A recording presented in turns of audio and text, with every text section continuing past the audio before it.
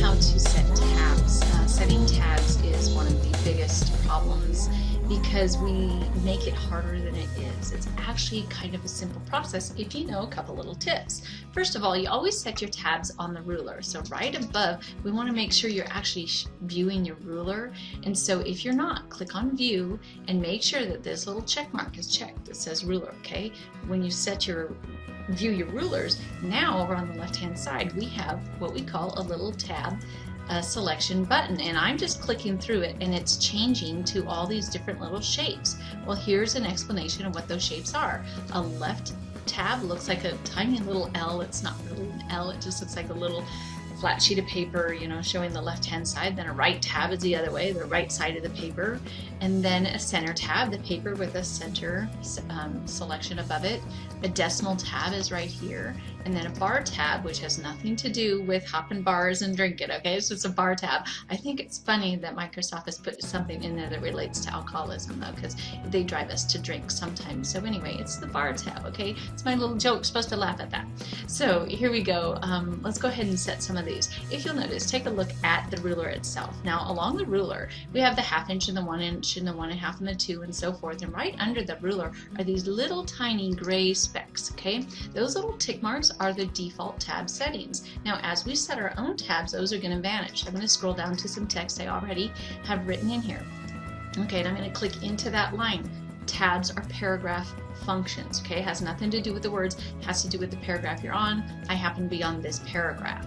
So what I'm going to do is I'm going to go ahead and set a left tab. It is the one that is selected, and I'm going to set a left tab right here, and nothing moved at all on my screen. But let's see, so that's my left tab. Now I'm going to do a center tab. I'm going to set that right about here, and then I'm going to do a right tab. I'm going to set that way, no, I'll set my right tab right about here, and then I'm going to do a decimal tab probably about here, and then I'll set a bar tab in front of it. A bar tab basically draws a line down the paper.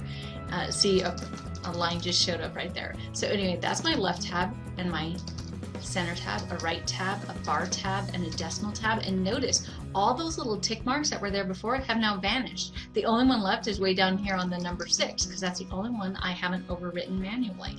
Okay, so now what we're going to do is, it's really easy. Now we just basically insert some tabs. I'm going to tab once on my first name.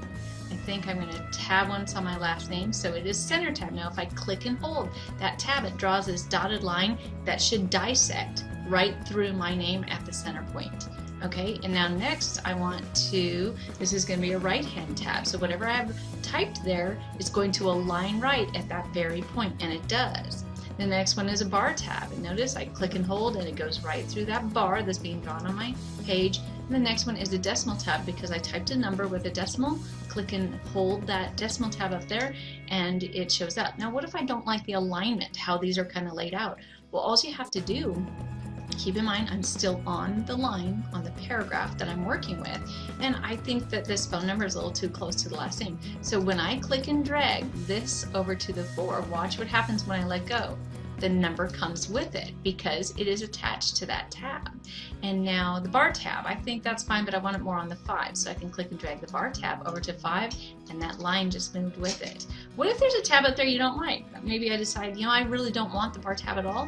You just click on that line and literally drag it off that ruler, and it vanishes just like that. You can get rid of these at any time by dragging them off the ruler, moving them around the ruler, applying them to the ruler. It is awesome when you know about this. There's one last thing you might want, and that is called a dot leader. So let's just say I want a dot going from the phone number to the price. Okay, in order to get that, there's another little trick you need to know about, and that is a double click inside that top ruler. If I double click, click, click, that brings up all my specific tab settings. So now let's just say on this decimal tab right over here, so it's on the one that's at the 5.5 point mark, okay, that's the only one I'm working with. On that particular one, I want a leader of a dot leader. So this is no leader at all, so there's no dot across to it. A dot leader, this is a dash leader, and this is called a line leader. So if I hit a dot leader, a bunch of dots leading up to the tab, you have to hit set on this. Don't hit OK. It won't work. You have to hit set. And now OK. And there you go. I just put dots in there. Why did that bar tab show up there? Let me get rid of that bar tab. Okay, I just pulled it off. That easy.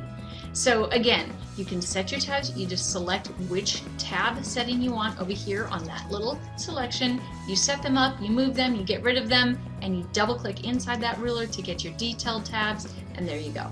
That's how you control tabs. Ta-da! Thanks.